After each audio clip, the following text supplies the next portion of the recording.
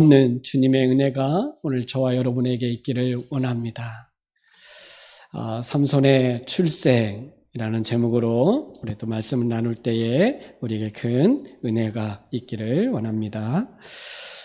사사기 말씀 중에 이제 마지막 사사인 삼손 이야기가 시작됩니다. 여러분, 삼손 하면 사실 믿지 않는 사람들도 알죠. 삼손 하면 잘 아는 사람인데 사사기에서 가장 분량도 많아요. 또 그의 생애를 이렇게 이야기를 할 때 참 드라마도 영화로도 많이 나와서 삼손 하면 많은 사람들이 알고 있는 내용인데요. 오늘 이 삼손을 이제 13장, 14장, 15장, 16장 4장에 걸쳐서 삼손 이야기가 시작되어지면서 함께 살펴보려고 합니다. 이스라엘 백성들의 그 반복되어지는 그 모습들 가운데에 여호와 목전에서 또 악을 행하니라. 이 다시라는 이 표현 있잖아요. 1절에서도 이스라엘 자손이 다시 여호와의 목전에 악을 행하였으므로 이렇게 얘기하죠. 다시 악을 행한다라고 이야기를 하고 있는데요. 여러분, 이 악을 행한다, 은혜를 받았음에도 불구하고 또 넘어지고 또 죄 아래 넘어지는 모습들을 보면서 우리 사람은 스스로 구원에 이를 수 없고 전적인 하나님의 은혜로만 우리가 구원을 얻고 또 우리가 살아간다는 것을 보게 되죠. 우리가 사람은 이렇게 뭔가 결심하고 또 뭔가 해보겠다고 막 애쓰다가도 어느 순간에 넘어져 있는 모습을 보게 되잖아요. 그게 우리의 모습인 것 같아요. 우리의 실체를 좀 더 분명히 알아야 되고 그 가운데 하나님께서 부어주신 은혜로 우리가 어떤 존재가 되었는지를 알고 살아가야 하는 것이죠. 오늘 이스라엘 자손들이 또다시 여호와의 목전에서 하나님, 목전이라는 말은 얼굴, 그의 앞에서라는 말이잖아요. 악을 행해요. 그러자 여호와께서 그들을 40년 동안 블레셋 사람의 손에 넘겨주었다. 이렇게 얘기해요. 죄를 범함으로 우상을 섬기고 또 세상과 타협하면서 하나님 없이 살아가는 이스라엘 백성들을 돌이키도록 회개하고 다시 하나님 앞으로 돌아오도록 블레셋 사람들에게 이스라엘 백성들을 넘겨주었대요. 근데 그 기간이 얼마나 돼요? 40년이에요. 40년. 여러분, 이 사사시대에 이스라엘 백성들이 죄를 범하여서 하나님께서 그들을 이렇게 징벌할 때 이웃나라에 의해서 이렇게 다스림을 받게 하잖아요. 근데 가장 많이 오랫동안 다스림을 받았던 그때가 20년이었어요. 20년, 18년, 7년, 8년 이랬는데 오늘 이 삼손 시대에는 몇 년이라고요? 40년 동안 블레셋 사람들의 지배와 다스림을 받고 있는 거예요. 우리나라가 일본에게 36년에 그 지배를 받을 때 그 잔재가 여전히 지금도 많이 남아 있잖아요. 근데 그 많은 그런 지배 속에서 영향을 받고 힘들게 살아가는 그 고통 가운데 있는 기간이 40년이라고 하는 이 기간이 참 이스라엘 백성들로 하여금 고통의 시간들이었을 거예요. 자, 그런데 특이한 점이 있어요. 삼손 시대에 지금까지 사사 시대가 없었던 특이한 경우가 있는데 그게 뭐냐면 1절에 이스라엘 백성들이 악을 행함으로 하나님께서 40년 동안 블레셋 손에 넘겨주셨잖아요. 그러면 그들의 고통 가운데 이스라엘 백성들을 뭘 했죠? 하나님께서는 이스라엘 백성들을 구원하시기 위해서 사사를 세우기 전에 이스라엘 백성들의 반응이 있었잖아요. 뭐가 있었죠? 부르짖음. 부르짖음이 있었어요. 하나님, 좀 구해주세요. 하나님, 우리를 좀 살려주세요. 라고 이 부르짖음이 있었는데, 이 삼손 때에는 부르짖음이 없어요. 회개가 없어요. 하나님을 찾지를 않아요. 모두가 다 블레셋에서 40년의 그 지배 아래서 무기력하게 전혀 하나님 앞에 나와서 하나님을 찾지 않는 그런 상태로 이스라엘 백성들이 놓여 있는 거예요. 그런데 하나님께서 40년의 그 블레셋 손에 넘겨주어서 고통 가운데 있음에도 불구하고 이스라엘 백성들이 하나님께 부르짖지 않고 구해달라고 찾지 않을 때 하나님께서는 움직이기 시작해요.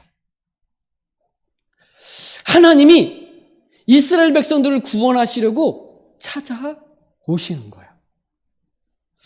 오늘 이 13장 삼손의 출생에서 가장 중요한 포인트가 뭐냐면 하나님께서 찾아오신다는 거예요. 사실 제목을 찾아오신 하나님이라고 제목을 넣으려다가 삼손의 출생을 통해서 하나님께서 어떻게 역사하시는지를 좀 이야기하고자 함이어서 출생이라는 말을 넣었어요. 여러분, 찾아오시는 하나님의 은혜 어떤 거냐면 부르짖지도 않고 회개치도 않고 하나님 앞에 뭔가 반응하지 않을 무기력한 상태에 있는 그때에도 하나님은 찾아오셔서 그의 백성을 구원하시려고 하신다는 거예요. 이게 너무 은혜가 됐어요. 저는 이게 너무 은혜가 돼요. 우리가 뭔가 믿음으로 뭔가 하나님 앞에 반응을 보이고 하나님 좀 도와주세요. 하나님 좀 살려주세요. 하나님 좀 인도해 주세요. 라고 우리는 마땅히 구해야 됨에도 불구하고 그렇게 하지 않고 살아갈 때도 하나님은 우리를 구원하시기 위해서 하나님은 우리를 사랑하셔서 찾아오심으로 우리를 다시 구원하시려고 하시는 하나님의 은혜가 있는 거죠. 여러분, 우리를 구원하시기 위해서 예수 그리스도를 보내주시고 그분이 십자가에 죽으실 때 우리가 하나님을 찾아서 하나님께 부르짖고 회개하니까 하나님이 그의 아들 예수 그리스도를 보내신 게 아니에요. 예수님이 오실 그때도 정말 영적인 무기력함 속에 모든 것을 다 절망하며 로마의 지배 아래서 아무것도 할 수 없는 그때에 하나님께서는 우리를 구원하시기 위해서 그의 아들을 이 땅에 보내셨던 것처럼 오늘 이 삼손 시대에 이스라엘 백성들은 40년 동안 블레셋 손에 지배를 받으면서 아무것도 할 수 없는 그때에 하나님께서 찾아오시는 은혜가 있는 거예요. 여러분, 이스라엘 백성들이 하나님께 부르짖지 않고 회개치 않고 하나님을 의지하지 아니하는 그 대표적인 모습을 보여주는 게 삼손의 이야기 속에 사사기 15장에서 이스라엘 백성들의 상태를 아주 적나라하게 보여주는 장면이 나와요. 여러분, 삼손이 사사가 되어서 블레셋과 막 싸우잖아요. 막 싸울 때 블레셋 사람들이 이 삼손을 죽이려고 유다 쪽으로 올라와요. 그래, 유다 지파에 블레셋 사람들이 막 군대를 거느리고 오니까 유다 사람들이 나가서 무슨 일이 있냐, 왜 이렇게 왔냐 그랬더니 블레셋 사람들이 삼손을 잡아가려고 죽이려고 왔다고 이야기해요. 그러자 유다 사람들이 3,000명이 삼손을 찾아가요. 그래서 삼손에게 사사기 15장 11절에 이렇게 말해요. 유다 사람 3,000명이 예단 바위 틈에 내려가서 삼손에게 이르되 너는 블레셋 사람이 우리를 다스리는 줄을 알지 못하느냐? 내가 어찌하여 우리에게 이같이 행하였느냐? 이렇게 이야기해요. 무슨 얘기예요? 야, 블레셋 사람들이 우리를 다스리는데 너 그거 몰라? 근데 왜 문제를 일으켜? 왜 이렇게 나대? 좀 잠잠히 좀 있어. 이렇게 오히려 삼손을 책망을 하고요. 그리고 약간 울려요. 조금만 더 줄여주세요. 그리고 이 유다 사람 3,000명이 삼손을 잡아서 블레셋에게 넘겨줘요. 여러분, 사사가 등장하면 지금까지는 사사와 함께 싸웠어요. 그렇잖아요. 기드온, 에훗, 모든 사사들이 등장을 하면 그 사사와 함께 이스라엘 백성들이 함께 싸웠단 말이에요. 근데 삼손 시대에는 아무도 삼손과 함께 싸우지 않아요. 삼손 혼자 블레셋과 싸우는 이야기예요. 뭡니까? 지금 이스라엘 백성들이 어떤 상태를 보여주고 있습니까? 영적으로 어둡다는 거예요. 무기력하다는 거예요. 전혀 지금 하나님 앞에 뭔가를 할 수 없는 그런 무능력한 모습으로 있음을 보여주는 거죠. 그런 상태에서 하나님께서 내버려 두지 않고 이스라엘 백성들을 구원하시려고 사사를 세우시려고 하는데, 지금까지는 그저 이스라엘 백성들 가운데 어떤 사람에게 하나님이 찾아가셔서 사사로 세우고 그를 통해서 이스라엘 백성들을 구원하시는 방식으로 역사를 하셨어요. 그런데 오늘 이 삼손 시대에서는 그 사사로 부를 만한 사람이 없어요. 그러니까 하나님이 어떤 방식으로 이스라엘 백성들을 블레셋 손에서 구원하시려고 하냐면, 아예 처음부터 태중에서부터, 이 어머니 뱃속에서부터 한 사람을 택하여서 그를 통해서 구원하시겠다고 하나님이 지금 찾아오신 거예요. 그래서 2절부터 소라 땅에 있는 단지파의 가족 중에 마노아라고 하는 가족 이야기가 시작되는 거예요. 여러분, 이 마노아의 이 가족 이야기가 시작되는 게 원래는 어떤 사사를 하나님이 찾아가서도 부르시고 그를 통해서 구원의 역사를 이루시는데, 오늘은 그럴 만한 사람이 없자 하나님은 태중에서 부르셔서 그를 통해서 블레셋 사람의 손에서 구원하시려고 하시는 이야기가 오늘 삼손의 출생으로부터 시작되어진다라고 말할 수 있어요. 자, 2절부터 보면 소라 땅의 단지파의 가족 중에 마노아라라고 하는 이름하는 자가 있어요. 여러분, 이 마노아라고 하는 사람이 있는데 이 사람은 단지파 사람이에요. 지도를 띄울 수 있었나요? 네. 단지파이고 블레셋이라고 하는 핸드폰에도 있어요. 교회 카톡방에. 그 블레셋이 어디냐면 여기예요. 여기가 지중해 바다죠. 해안가에 걸쳐 있는 이 블레셋 사람들이고, 유다 지파가 바로 옆에 있고 단지파가 블레셋과 접혀 있어요. 근데 여기에 이 단지파의 소라 땅이라고 하는, 이 소라라고 하는 동그라미 쳐놓은 데가 여기죠. 여기가 이제 마노아의 집이죠. 이 블레셋 사람들은 굉장히 강한 사람들인데, 유다 땅 안에 있는 유다가 분배받은 땅 안에서 살고 있는 블레셋 사람들이에요. 이들을 쫓아내지 못하고 나서 이때부터 블레셋 사람들이 굉장히 강해지면서 아말렉 족속과 블레셋 사람들이 끊임없이 이스라엘 백성들을 괴롭혔던 사람들 중에 하나예요. 여러분, 이 블레셋이 언제 멸망하냐면 다윗 왕 때예요. 여러분, 블레셋 사람들 하면 대표적으로 누가 떠오르냐면 다윗과 싸웠던 골리앗. 이 골리앗이 블레셋 사람이에요. 그러니까 삼손 때부터 시작해가지고 다윗 왕 때까지 이 블레셋 사람들은 끊임없이 이스라엘 백성들 안에서 괴롭혔던 사람들이에요. 결국 단지파라고 하는 이 지파는 이 블레셋 사람들 때문에 이 땅을 포기하고요, 제일 마지막 끝으로 도망가요. 그래서 단지파가 여기에서 땅을 찾아가 여기서 살아요. 그만큼 강한 강한 사람들이 블레셋 사람들이었는데 철기 문화를 가지고 있었어요. 그래서 하나님께서 이 블레셋으로부터 이스라엘 백성들을 구원하시려고 구원자를 이제 세우시는데, 그 구원자를 세우는 데 있어서 누군가를 찾아가서 부르는 방식이 아니고 태중에서 한 아이를 택하려고 하시는 거예요. 그 이야기의 시작이 마노아라고 하는 사람의 가정에서 시작되는데, 이 마노아의 아내가 있는데 2절에 보니까 그의 아내는 임신하지 못함으로 출산하지 못하더니 이렇게 말해요. 그러니까 불임의 여인이라는 거예요. 마노아의 아내는 불임의 여인이다. 임신도 못하고 출산하지 못하였어요. 본래 아기를 가질 수 없는 여인이었다 이렇게 말해요. 여러분, 이 불임이라고 하는 건 아기를 낳을 수 없는 무능력함을 말하잖아요. 무능력함을 말해요. 이건 지금 이스라엘 백성들의 영적인 상태를 말해줘요.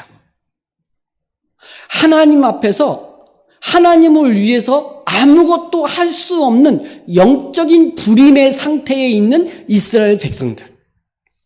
그들이 블레셋의 고통을 당함에도 불구하고 하나님 앞에 부르짖을 수도 없는 영적으로 완전히 무너져 있는 이스라엘 백성들의 상태.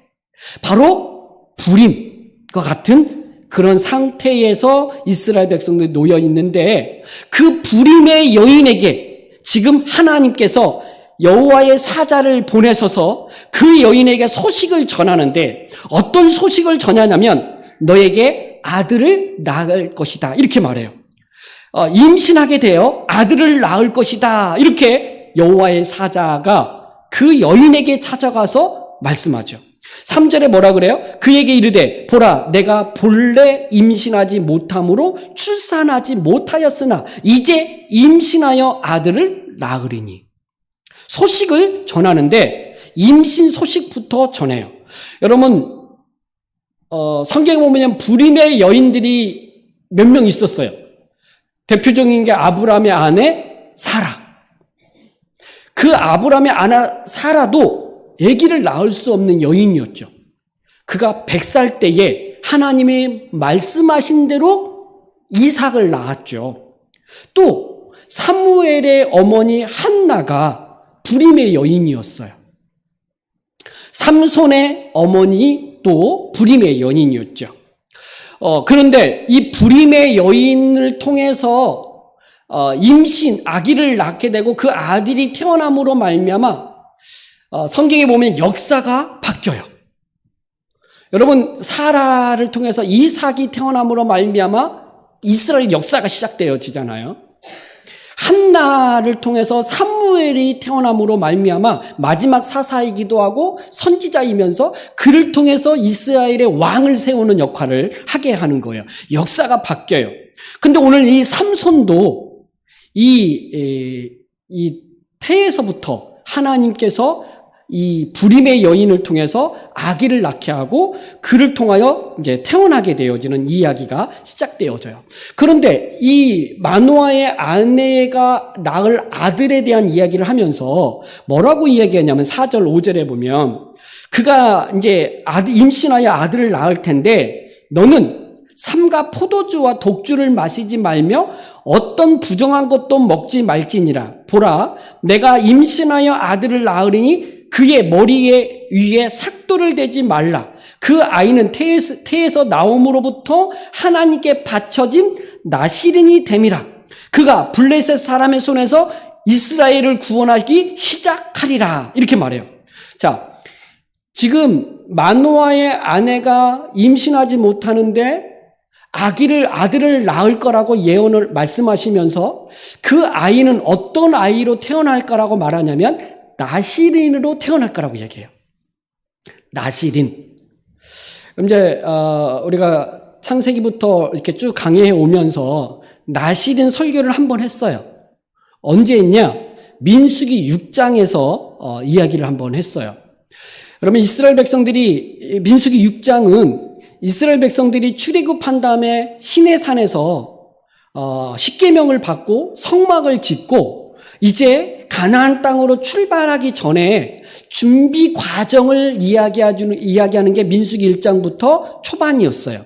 근데 이제 출발하기 전에 시내산에서 가나안 땅으로 출발하기 전에 민수기 6장에 보면 나시린 조항이 언급돼요. 거기에 보면 남자나 여자가 어떤 기간 동안 나시린으로 서원할 수 있대요. 잘 들리죠? 네, 잘 듣고 계시는 거죠? 지금 하나님께서 이스라엘이 무기력하고 영적으로 하나님 앞에 아무것도 할 수 없는 그때에 하나님께서 그들을 구원하시려고 사사를, 구원자를 세우시는데 그 구원자는 나시린 사사를 지금 하나님께서 세우셔서 구원하시려고 하시는 거예요. 그러면 나시린이라고 하는 것이 뭔지를 알아야 되는데, 원래 나시린 조항은 남자나 여자가 일정 기간 동안 1년이든 3년이든 5년이든 기간을 정해서 하나님 앞에 헌신하겠다, 봉사하겠다고 서원하는 거예요. 원래 성막이나 성전에서는 누구만 들어가서 봉사할 수 있냐면 제사장, 레위 사람들, 이들만 하나님의 일을 할 수 있는 사람들이에요. 그런데 일반 사람들도 하나님 앞에 헌신하고 봉사할 수 있는 기회가 주어지는데 그것은 어떤 자기가 하나님 앞에 어느 기간 동안은 내가 하나님 성전에서 봉사하겠습니다라고 서원하면, 나시린 서원하면 봉사할 수 있어요. 근데 이때 그 기간 동안, 작정한 기간 동안 세 가지를 금해야 돼요. 첫 번째는 뭐냐? 포도에서 나오는 모든 것을 먹지 말아야 돼요. 포도주, 포도즙, 생포도, 건포도, 포도와 관련된 모든 것을 먹지 말아야 돼요. 두 번째는 그 기간 동안 머리를 자르지 말아야 돼요. 세 번째는 시체, 죽은 것을 가까이 하지 말아야 돼요. 이 세 가지 조항을 지키면서 나시린으로서의 그 기간 동안 봉사하게 되어져요. 이것은 누가 정하느냐? 각 사람이 자기가 정해요. 내가 그렇게 하겠습니다 라고 정하는 거예요. 근데 여기서 포도주를 왜 금할까라고 말할 때 포도주는, 독주는 기쁨, 즐거움, 잔치 이런 걸 의미해요. 그러니까 포도주를 먹으면서 기쁘고 잔치를 베풀고 막 이런 것들인데 이것을 왜 금하냐면 뭐가 연결되냐면 죄로 인하여 기쁨, 즐거움, 쾌락 이것들을 금하게 하시는 거예요. 그러니까 철저하게 술을 금하면서 포도주를 금하면서 죄와 멀리하라고 독주, 포도주를 금하게 하는 거죠. 죄와 멀리하도록. 머리를 왜 자르지 말라고 하냐?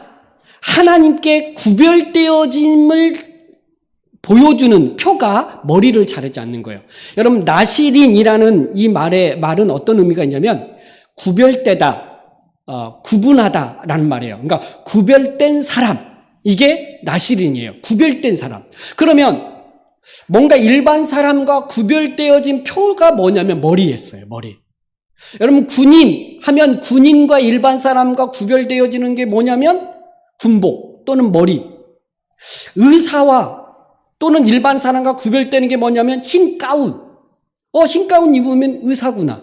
군복을 입었으면 군인이구나.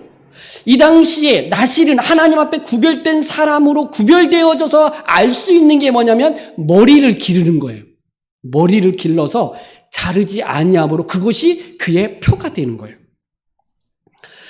시체를 가까이 하지 마라 라고 하는 것은, 여러분, 죽음은요 죄의 결과잖아요. 그러니까 부정해지는 거예요. 이 시체와 죄와 가까이 하지 않고 멀리 하도록 하는 거예요.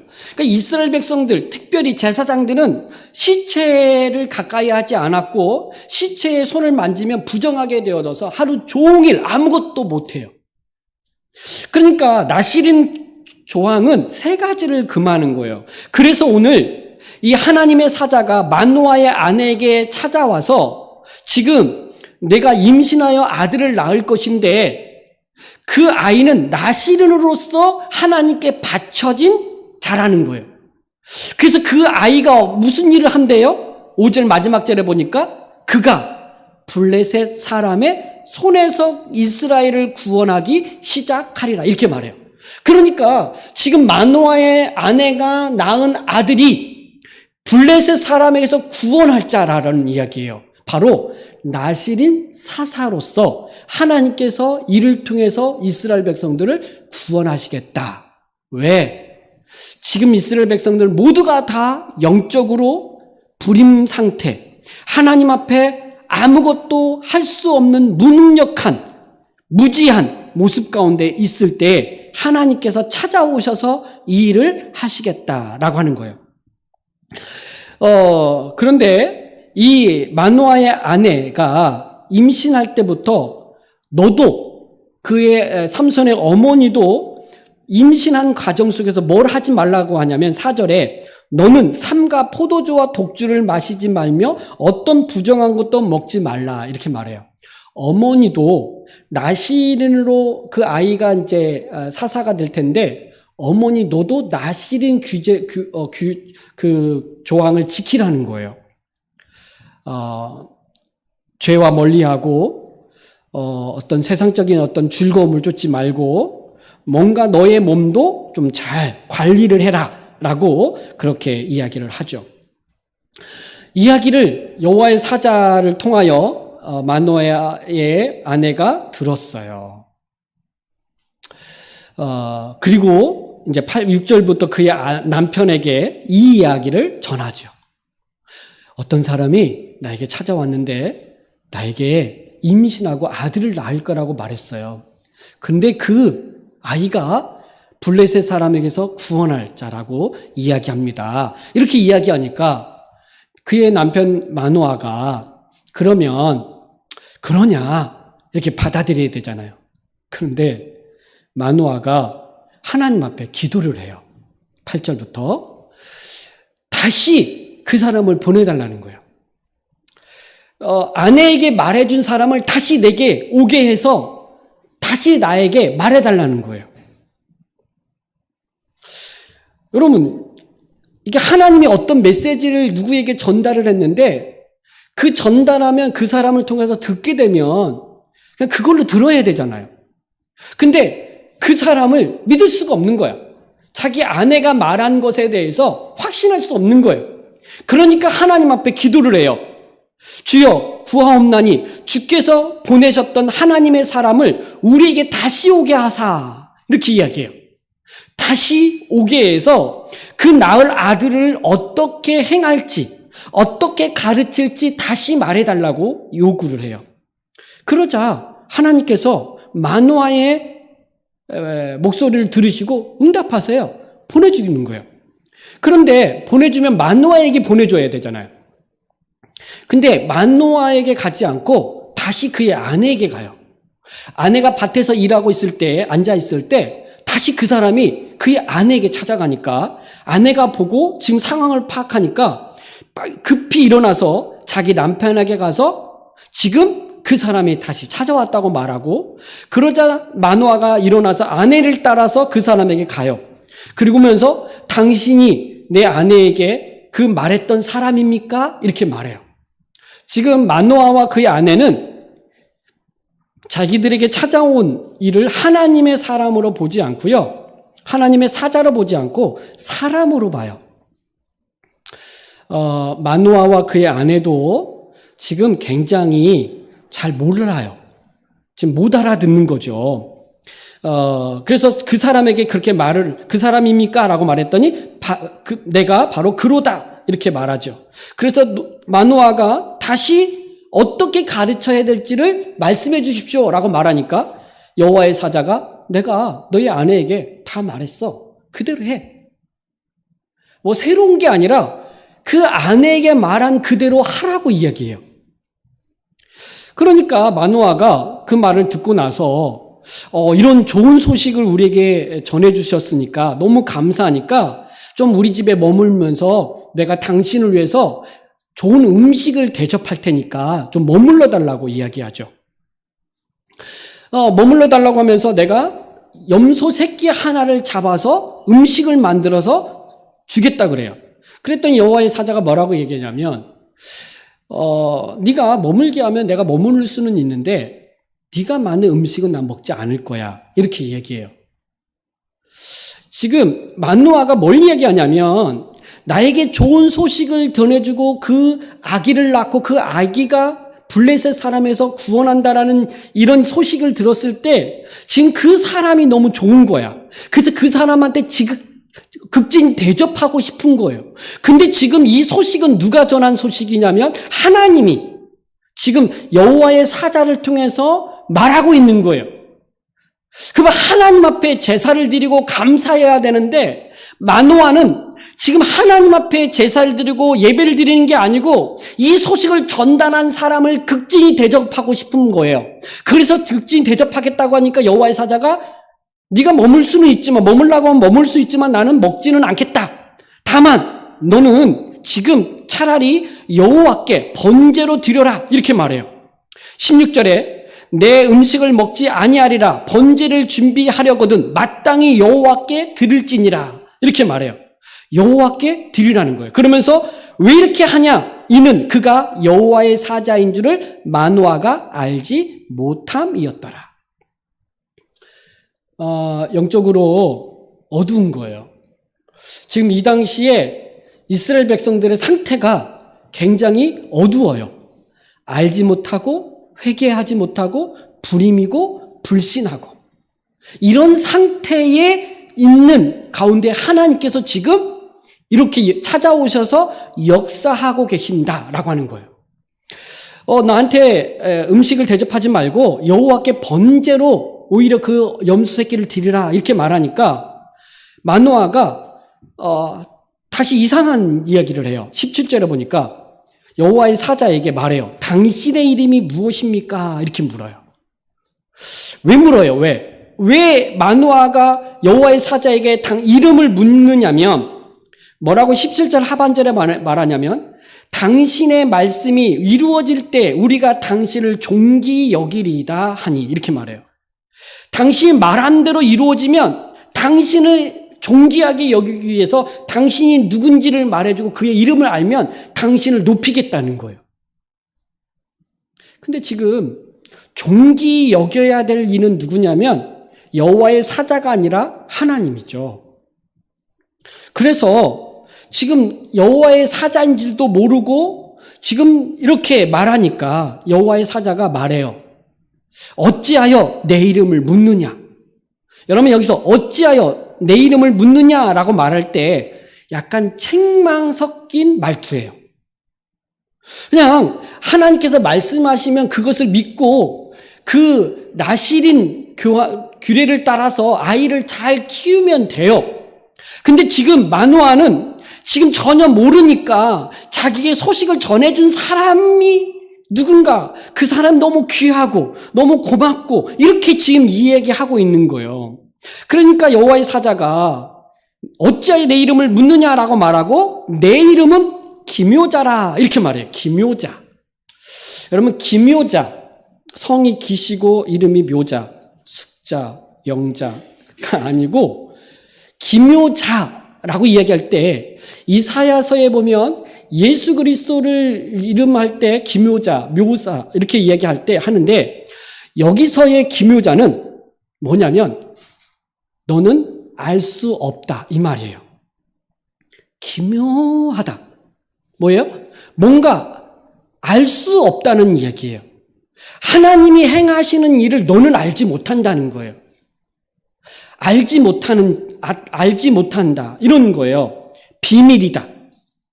어떤 하나님이 행하시는 일을 알지 못한다. 이게 기묘자예요.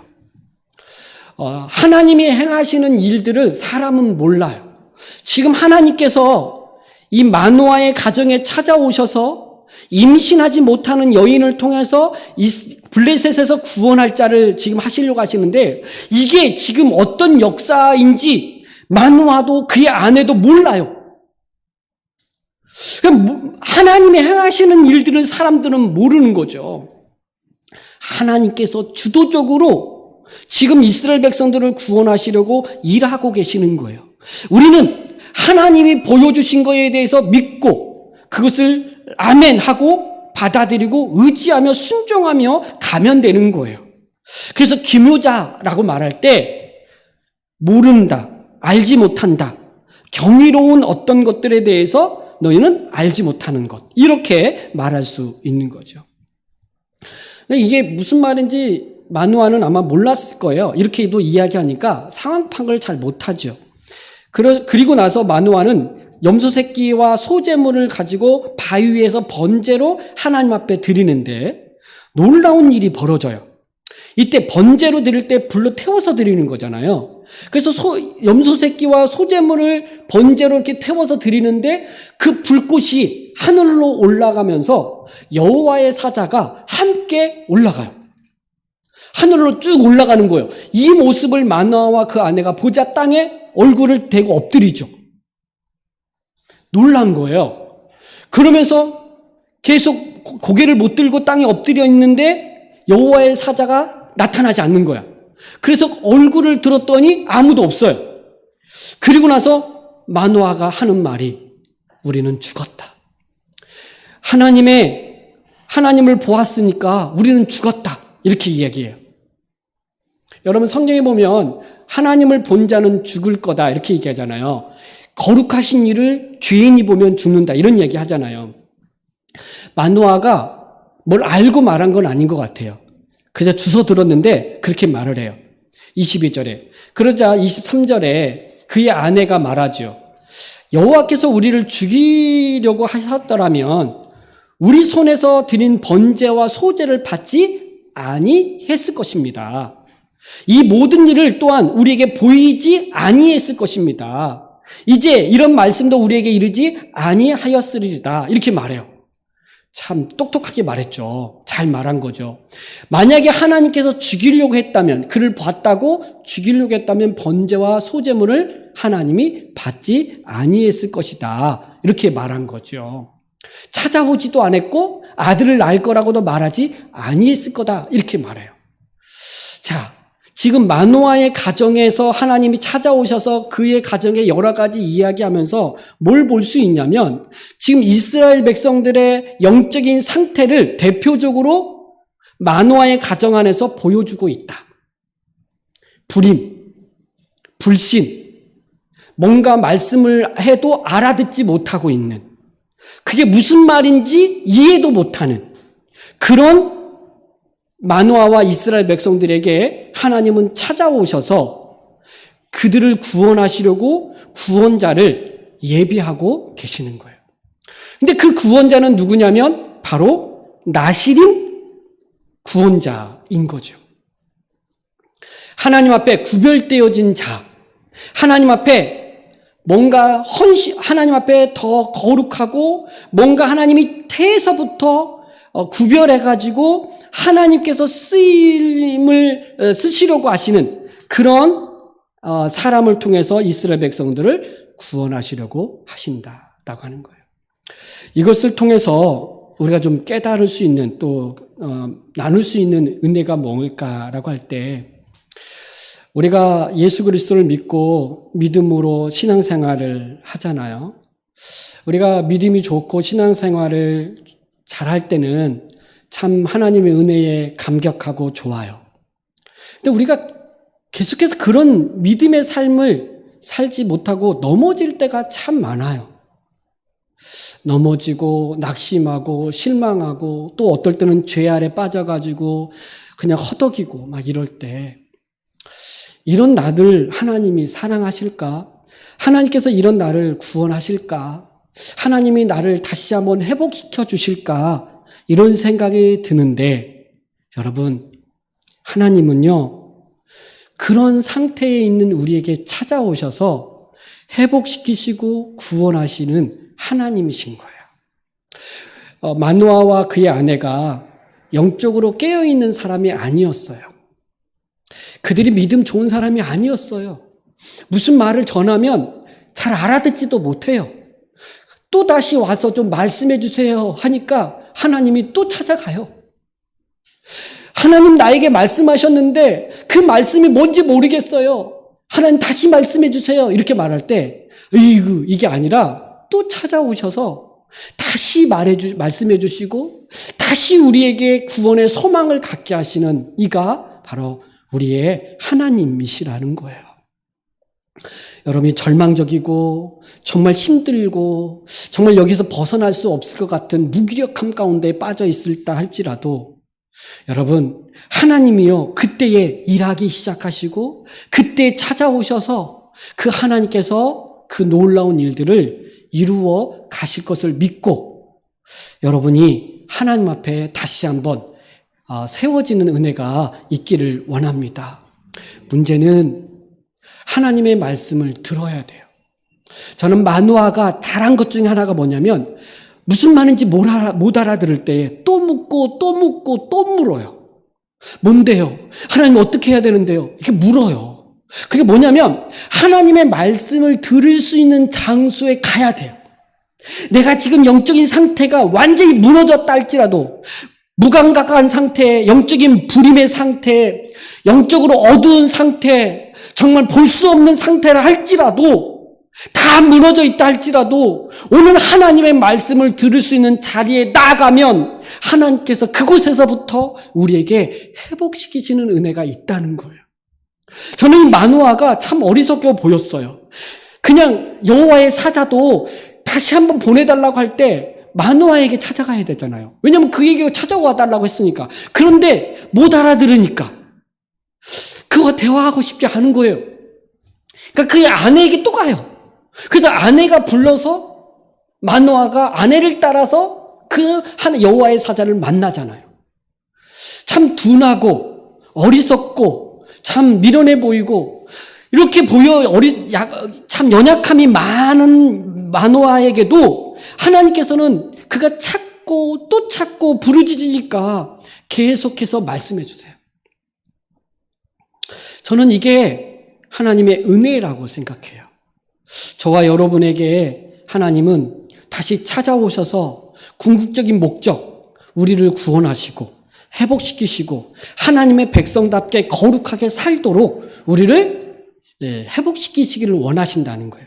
그렇다면 지금 내 상태가 어떤 상태에 있든지 간에 말씀 앞에 나아가셔야 돼요. 하나님 예배의 자리에 나아가셔야 돼요. 안 들려. 예배를 드리기가 너무 힘들어. 그래도 그 자리에 있으세요. 그게 바로 하나님께서 다시 우리가 회복될 수 있는 그 은혜의 자리가 거기이기 때문에 그런 거예요. 또 하나는 하나님께서 우리를 구원하실 자를 누구로 지금 삼으시려고 하시냐면 나시림 사사인 거예요. 구별되어진 자, 모태에서부터 지금 구별되어져서 태어나서 그는 죄와 멀리하고 그 하나님 앞에 정말 헌신되어져서 이렇게 살아가는 자를 통하여 구원하시려고 하시는 거죠. 이 삼손의 그 태어남이 예수님과 아주 이렇게 연결되어져요. 여러분 예수님이 태어나실 때도 이미 처녀인 마리아에게서 이 수태 그 이야기를 하잖아요. 내가 아들을 낳을 것이다. 그가 그의 백성을 구원하실 것이다. 처음부터 하나님께서 그렇게 하나님께서 구원자를 택하셔서 구원하시겠다고 하시는 거예요. 근데 삼손은요, 이제 14장부터 이야기하겠지만 엉망이에요. 여러분 사사 중에 아주 그냥 사사들 기드온부터 이상해지잖아요. 사사들이. 근데 이상해지고 문제가 되어진 사사 중에 대표가 삼손이에요. 이렇게 하나님께서 이스라엘 백성 구원하시겠다고 이 태중에서부터 예비하셔서 태어난 삼손이 그 이상하게 삼손의 역할을 해요. 근데 우리를 구원하시려 오신 대사사이신 나시린 되시는 대사사인 예수 그리스도께서는 우리를 구원하실 자로 이 땅에 오셔서 거룩하게 모든 것을 지키시고 우리를 대신하여 십자가에 죽으심으로 우리를 구원하신 대사사요 나시린, 참 나시린 되시는 예수 그리스도가 우리의 구원자로 오셔서 그를 통하여 우리가 구원을 얻게 되어지는 거죠. 사실 하나님께서 처음부터 사사는 나실인 사사를 기대했을 것 같아요. 온니엘부터 시작해서 예훗, 드보라, 기드온, 여러 가지 이제 사사들이 이제 대표적인 사사들이 있었잖아요. 근데 사사는 어떤 사사였냐면 나실인과 같은 사사를 하나님이 처음에 기대했을 것 같아요. 근데 사사들 모두가 다 연약하고 실수도 하고 문제투성이었어요. 그럼에도 불구하고 하나님은 그런 사사를 통하여 구원의 역사를 이루셨죠. 그러나 온전한 사사 되신 예수 그리스도께서는 그 온전한 우리를 구원자로서 모든 것을 행하셨고 모든 것을 이루신 분이 바로 예수 그리스도이신 것이죠. 그래서 그리스도를 통하여 우리는 구원을 얻고 하나님의 사람으로 살게 되어지는 것이죠. 근데 이것으로 끝나지 않아요. 여러분, 우리가 예수 그리스도를 믿을 때 우리는 그리스도 안에 있다고 이야기하잖아요. 그리스도 안에 있는 우리는 또한 소사사예요. 우리도 구별된 삶을 사셔야 돼요. 여러분, 세상과 뭔가 다른 표가 있잖아요. 물론 나실인의 표는 뭐라 그랬어요? 머리를 자르지 않고 머리를 길게 기르고 있으면 하나님께 구별된 사람이구나 이렇게 알아봤어요. 사람들도 알아봤고 자기 자신도 하나님께 구별되어진 사람이라는 걸 자기도 알았어요. 그래서 자기도 구별된 자로서의 삶을 살아가려고 했단 말이에요. 그게 나실인의 외적 표가 바로 머리였기 때문에 머리를 자르지 말라 이렇게 얘기해요. 그럼 오늘 우리에게 외적인 표는 없지만 내적인 표가 있어요. 바로 뭐예요? 성령의 인치심, 성령의 내주하심. 그래서 자기가 분명히 알아요. 내가 성령 받은 사람이고 내가 구원받은 사람이고 내가 하나님의 사람이라는 것을 성령의 내주하심 속에서 내가 안단 말이에요. 그리고 나서 어떻게 하느냐? 외적으로 그 구원받은 구별되어진 사람으로서 외적으로 드러나요. 그래서 다른 사람을 사랑하고 섬기며 살아가는 외적인 열매들이 그에게 나타나는 거죠. 저는 우리 모두가 예수 그리스도 안에서 소사사로서 구별된 삶을 살아가야 된다고 생각해요. 저는 예전에 80년대까지 교회 가면 성경책을 옆구리에 끼고 이렇게 교회를 가는 모습을 보면서 사람들이 이렇게 옆구리에 성경책을 끼고 가는 걸 보면서 교회 다니는 사람이구나 이렇게 알았어요. 오늘날은 차를 타고 오기도 하고 누가 성경을 옆에 끼지 않아요. 우리는 외적으로 뭔가 그리스도인이라고 하는 성도라는 교인이라고 하는 것을 드러내는 외적인 표현들은 없어요. 그러나 내적인 어떤 성령을 받은 사람으로서 외적인 오래 참고 인내하고 온유하며 절제하며 서로 사랑하며 이런 모습이 열매로 성령의 열매로 나타남으로 그가 성령의 사람이고 구원받은 사람이라는 걸 아는 거죠. 이 표가 있어야 돼요. 우리도 소사사로서 그렇게 살아가야 하는 것이죠. 좀 다른 사람들 앞에서 이런 표들이 나타났으면 좋겠어요. 하나님 앞에 드러나는 표는 예배하는 것으로 나타나고 그래서 하나님을 섬기고 찬양하고 예배하는 모습으로 그 하나님의 사람이라는 걸 드러내기도 하고 또한 이웃에 다른 사람을 사랑하고 섬기는 모습으로 우리가 누구인지를 드러내야 돼요. 그래서 자기 욕심을 채우지 말고 다른 사람들을 위해서 더 헌신하고 사랑하며 살아감으로 우리가 바로 하나님의 사람이고 소사사임을 하나님 앞에서 그렇게 드러내며 살아가는 저와 여러분이 되기를 주님의 이름으로 축복합니다. 우리는 할 수 없어요. 우리는 못할 거예요. 그러나 예수 그리스도께서 오셔서 이 모든 아무것도 할 수 없는 무능력한 우리를 위해서 행하신 그 일들 속에서 행하셨기에 우리는 그리스도 안에서 살아갈 수 있습니다. 그렇게 다시 한번 힘을 내고 주를 위해서 살아가는 우리 모두가 되기를 주님의 이름으로 축복합니다.